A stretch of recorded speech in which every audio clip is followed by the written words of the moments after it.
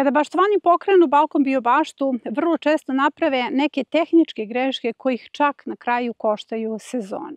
I onda konstatuju da je uzgoj na balkonima gotovo nemoguć. Naprotiv, na balkonu možete da uzgojite bukvalno sve, i voće i povrće. Samo je jako važno da izbegnete neke tehničke greške. S obzirom da postoji playlista Balkon biobašta i da sam edukator na platformi i vodim čitav jednu oblast, a to je postavljanje motivacione biobašte i na balkonima, mogu da vam iznesem sada koje su bile najčešće statističke greške koje su baštovane koštale sezone. Takođe u ovoj epizodi ću vam i izneti kako možete da iskombinujete biljke u samo jednoj kesi na vašim balkonima. Prva tehnička greška koju najčešće radite kada pokrećete svoju baštu na balkonu jeste punjenje vaših saksija. Zapravo, najčešće koristite onaj kupljeni supstrat u kome se seje povrće i mislite da je to sasvim dovoljno za vaše biljke. Vaše biljke u jednom trenutku rastu, potroše svu tu hranu, nakon toga biljke zaostaju u rastu i tada mislite da nešto nije u redu ili da nije moguće dobiti one krupne, lepe, crvene paradajze na balkonu. Zapravo, ono što je ovde ključno jeste da vaše saksije punite mešavinom koju zovemo 3-2-1. I za sve vas koji prvi put gledate naš kanal, ponovit ću šta je mešavina 3-2-1. U pitanju je zemlja, kompost, đubrivo u odnosu 3:2:1. Tu mešavinu koristimo za punjenje tunela i gnezda u permamodelima i takođe za punjenje naših saksija. Ali ću da vas podsjetim da su i permamodeli nastali na osnovu balkon biobašte. Zapravo to su vam biorazgradive saksije u kojima se uzgajaju biljke. Ali nije baš ni svaka zemlja prihvatljiva. Ispričat ću vas slučaj jedne moje baštovanke koja je pre nedelju dana morala da isprazni sve svoje saksije zato što je u onu mešavinu 3:2:1 iskoristila tešku glinu. Zapravo doneli su joj zemlju koja se izvukla iz neke dubine, gradila se neka kuća, ta zemlja je bila jako glinena. Kada je pomešala kompost, đubrivo zajedno sa tom zemljom i kada je sve to zalila, dobila je neku mešavinu u kojoj su sva semena i sve biljke istrunule. Dakle, to je još jedna tehnička greška. Vama ne treba bilo koja zemlja, prva zemlja koju ćete da nađete u okruženju. Vama treba kvalitetna zemlja, potencijalno krtičnjaci ili zemlja iz nečije bašte. Ta zemlja ipak u sebi treba da sadrži manji procenat gline, a veći procenat humusa.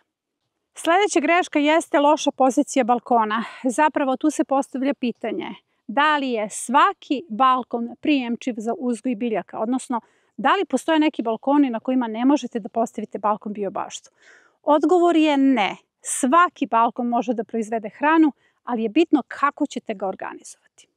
Najveći problem kada biljke koje vole sunce stavite na neki zapadni ili severni neosunčani balkon ili suprotno biljke koje vole hlad stavite na sunčani balkon. To se takođe desilo jednoj našoj baštovanki. Ona je bukvalno rotirala te kulture. I onda kada se javila i tražila individualni program, shvatila je gde je pogrešila. Zapravo, vi imate zone i na balkonima. Kao što ovde imamo rano prolećnu, letnju, kasno prolećnu, jesenju zonu, tako možete i svoje balkone jako dobro da zonirate. Zapravo, u rano proleće svaki balkon treba da bude dobro osunčan. Pa onda ako imate i te jako osunčane balkone gde čitav dan imate sunce, iskoristite ih za te rano prolećne kulture. U rano proleće imamo malo svetlosti, malo toplote, pa svim tim rano prolećnim kulturama je neophodan svaki zračak sunca. Tako da svi ti vaši jako osunčani balkoni su ugodni za ove rano prolećne kulture, za salate, rukulu, rotkvice, mlade lukove, grašak, sve ono što prvo sejemo u okviru rano prolećne zone. Ali naša rano prolećna zona će završiti svoju vegetaciju do one tačke kada zaista vaši balkoni budu jako osunčani, kada smena kultura jesu zapravo kulture koje jako vole sunce. Sada je ključno da znate da postoje kulture koje se uzgajaju u hladu i koje jako vole hlad i kulture koje vole sunce, odnosno kojima treba velika količina sunca. Na taj način ćete lako da organizujete svoje balkone, ali moram da vam skrenem pažnju da sve biljke, ukoliko su na balkonima na kojima je po celi dan sunce, trebaju zasenu u jednom trenutku. A koje biljke vole hlad? Recimo kupusarice, niske boranije, generalno sve mahunarke, salate, ranoprolećna zona. Koje kulture vole puno sunca? Paradajz, paprike, tikvice, tikvenjače, patliđane. Ima zaista jako mnogo kultura koje vole hlad i one koje vole sunce. Zato ću sve vas da uputim da pogledate epizodu kako da kombinujete biljke na osnovu njihove potrebe za suncem. Tu imate zaista tabele, tako da možete da sortirate sve kulture koje želite da uzgojite na balkonu u skladu sa njihovim afinitetima. A ako imate oslučan balkon gde u jednom trenutku treba da postavite zasenu, ta zasena može da bude vrlo jednostavna. Recimo, nekada je dovoljno da samo postavite suncobrane, nekada je dovoljno da postavite nekakav štrik pa samo da okačite čaršav. Ili jednostavno možete da kupite zasenu koja se prodaje u poljoprivrednim apotekama i vrtnim centrima i da je na neki način okačite ili montirate na svoj balkon. A zasenu na balkonima postavljate onda kada vanjske temperature pređu 35 stepeni. Jedan naš baštovan je pokušao da uzgoji sve, ali baš sve kulture na balkonu upravo u ovakvim žardinjerama. Žardinjere su praktične, one su jako dobre, ali nisu dobre za sve kulture. Jer kulture imaju različite potrebe za dubinom u skladu sa rastom njihovog korena. To nas dovodi do treće greške, loš izbor saksija ili bilo kakvih posuda u kojima uzgajate na balkonima. Sada ću da se bavim osnovnim stvarima, a to je da kulture imaju podzemni i nadzemni rast. A opet one kulture koje imaju nadzemni rast delimo na kulture koje rastu u širinu i kulture koje rastu u visinu. To su vam osnovni parametri za bilo koju kombinaciju, bez obzira da li je u pitanju balkonski uzgoj ili uzgoj na otvorenom polju. Tipične podzemne kulture su nam, na primjer, krompir, batat, mrkva, paštranjak, peršun. I ako želite one baš dobre primjerke, ne možete ih uzgojiti u ovakvoj žardinjeri, jer u žardinjeri nema dovoljno prostora za njihov razvoj, odnosno za razvoj plodova. Kada isključimo krompir, batat, mrkvu i ostale začinske biljke kojima su potrebne dublje saksije, onda nekako logično svi vi možete da pomislite da sve ostale biljke možemo uzgojiti u žardinjerama. Odgovor je negativan, zato što postoje kulture koje imaju jako dubok koren i njima je uopšte, da bi mogle da rastu, da bi mogle da plodonose, potrebna dubina saksije. Dakle, ako želite da uzgojite paradajz, jako ćete teško odraditi u žardinjeri. To je još jedna od grešaka koju pravite. Vrlo često čak i vidim takvu grešku kada mi baštovani pošalju fotografije gde stave 2 paradajza u jednu žardinjeru.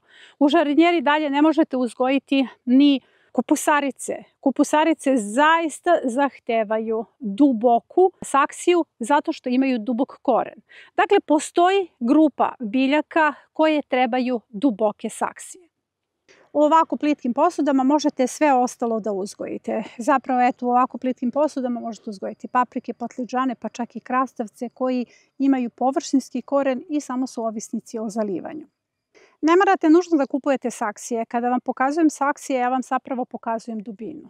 Recimo, možete da reciklirate, da koristite bilo kakve posude koje biste svakako bacili ili recimo gajbe kao što ih ja koristim, jer imate takođe plitke i duboke gajbe. A sada ću vam pokazati šta sve recimo možete uzgojiti u samo jednoj kesi. Svi imate u domaćinstvu ovakve kese koje uglavnom završavaju na deponiji. Sada ću dati savjet svima vama koji pokušavate da napravite baštu na balkonu i recimo učite tehniku uzgoja na balkonu. Ne morate odmah da investirate u neke velike saksije. Investicija može da dođe kasnije. Možete da koristite sve ono što se nalazi u vašem okruženju, kao što je, na primjer, jedna obična kesa. Sada ću vam pokazati kako možete običnu kesu da iskoristite za uzgoj čak 5 različitih kombinacija. Potrebno je da napunite vašu kesu gotovo do pola mešavinom 3-2-1, da je probušite sa strane, recimo na 15 cm jedna mala rupica, da se napravi drenaža. Rupa se radi nekih 5 cm od samog dna i vidite šta ću sada da uradim. Ja ću sada da savijem ove ivice kese sa strane i da napravim bukvalno saksiju. Vidite, ovo je sada vama saksija koju možete bez problema da premeštate na vašem balkonu. U ovakvoj kesi možete uzgojiti, na primjer, krompir. Možete da stavite 2 naklijala krompira. Uvek se nađe neki naklijali krompir u skladištu ili možete da kupite mladi krompir i njega možete posaditi. Malo će mu duže trebati da proklija, ali će svakako proklijati. Uglavnom, kada stavite ovaj krompir i kada on nikne, vi ćete polako da odvrćete kesu sa strane i da dodajete ili zemlju ili seno. Krompir se zagrće. On se zagrće da bi oko njega se stvarali ugodni uslovi u predalu korena za razvoj gomolja. Kako zagrćete krompir, tako ćete dalje da odvrćete ovu kesu i onda kada ga budete zagrnuli do vrha kese, krompir će već da izađe uveliko iz te kese, vaše zagrtanje je završeno, krompir ima ugodne uslove za rast i vi ćete samo nakon toga da uberete svoj krompir.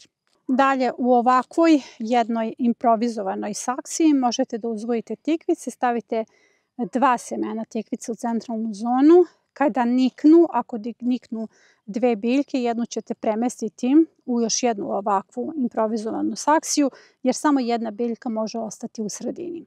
Ili možete posejati mrkvu i da uzgojite bez problema odlične mrkvice, samo ćete malo da podignete nivo ove saksije.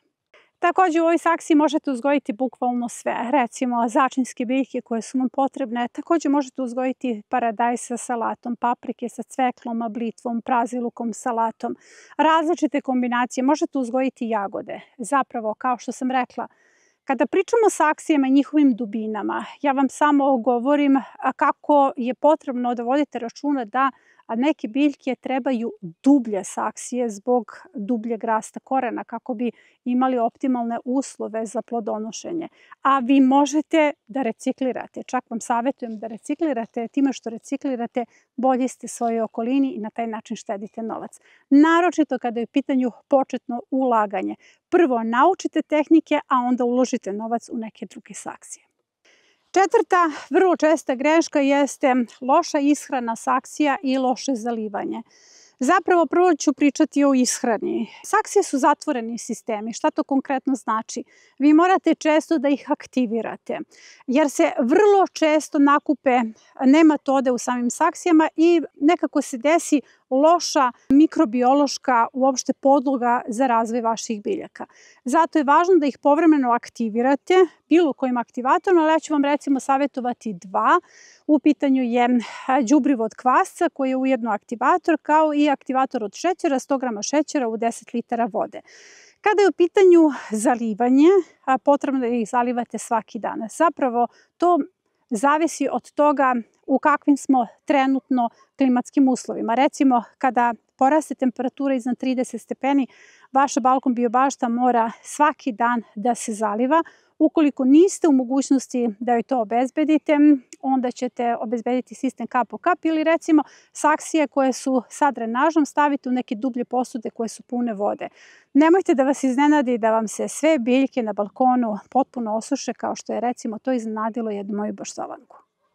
Ono što je dalje neophodno da savladate na balkonima jesu veštine. Pod veštinama mislim na pinciranje samih loza. Pinciranje se odnosi na krastavce, dinje, lubenice, tikve, duge loze, jer zaista sve možete od toga uzgojiti na balkonu. Kada njih uzgajate, onda je jako važno da radite oštro pinciranje. Mi imamo na kanalu epizode koje se bave pinciranjem, ali ću vam sada pojasniti kratko kako ćete to odraditi. Kada krene loza, oštro pinciranje podrazumeva da režete primarnu lozu iznad 3. lista, pa onda pustite sekundarne bočne grane, takođe oštro ih režete iznad 3. lista, a onda idu tercijarne grane. Od tercijarnih grana ćete ostaviti samo 3 grane i to su vam rodne grane i one će vam dati veliki urod. Jako je važno da se trkate sa vremenom, jer to su zatvoreni sistemi. Bitno je da biljka što pre dođe do plodova. Takođe, ako ste iznad 3. sprata, potrebno je da savladate i tehniku veštačkog, odnosno ručnog oprašivanja samih tikvica, jer tikvice zavise od oprašivača. Nekada se desi da imate i muške i ženske cvetove uredno postavljene, a da pritom nema plodova. To se desilo na našoj baštovanki koja mi je stalno slala te svoje trule plodove. Zapravo ovo su vam ženski cvetovi, nisu plodovi. Oni nisu bili oprašeni jer nije bilo oprašivača. Tek kad je savladala tehniku ručnog oprašivanja, ona je zaista imala obilnu berbu tikvica. Dakle, to je jedan mali trik, a mali znak nepažnje koji nam promakne i onda zauzvrat nemamo plodove. Imate na kanalu epizodu ručno oprašivanje tikvica, pa savjetujem da je pogledate. Također se živi jedna zabluda da na balkonu ne mogu da se uzgoje oni krupni, veliki paradajz. Zapravo vi svaku sortu paradajza možete uzgojiti na balkonu, samo je potrebno da negujete paradajz.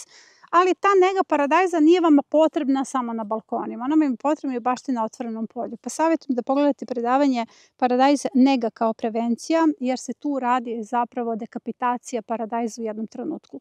Vođenje paradajza podrazumeva da znate da li je niska ili visoka sorta. Ako je visoka sorta, vi skidate zaperke do prve rodne grane. Nakon toga kada se formira prva rodna grana i kad počnu se formiraju prvi plodovi, vi ćete skinuti listove ispod te rodne grane, vodite paradajz do pete rodne grane, nakon toga se radi dekapitacija vrhova. Tada paradajz svu hranu usmerava u plodove. Vođenje paradajza zapravo to i podrazumeva. Da mu pomognete da svu hranu usmeri u plodove, da je ne baca uzaludno na neke zaperke, na lisnu masu koja njemu zapravo nije potrebna. Uzgoj na balkonima je vrlo jednostavan. Vrlo često ispod naših videa mogu da pročitam komentare kao što je: ja pratim sve ono o čemu ti govoriš, ali ja nemam svoju baštu. Nije vam potrebna bašta, potrebno je da imate balkon da biste uzgojili svoju hranu. Imamo playlistu sa 68 epizoda gdje sam završila snimanje ciklusa uzgoja na balkonu. Dakle, taj deo edukacije je potpuno završen. Savjetujem da pogledate kakve sve rezultate jesam postigla sa takvim načinom uzgoja, jer ova epizoda ima za cilj samo da vas spreči da napravite neke tehničke greške koje često baštovani rade u toku sezone. Naš kanal je isključivo edukativni kanal. Cilj je da dobijete što više informacija kako biste u skladu sa prirodom mogli da proizvedete svoju hranu, bez obzira da li se nalazite na otvorenom polju ili na vašim balkonima. Na samom kanalu je puno informacija, mi smo jedna jako vredna ekipa. Ali ja također razumem da je današnji čovjek jako zauzet i da nema vremena da pregleda sve te informacije koje su razbacane po epizodama.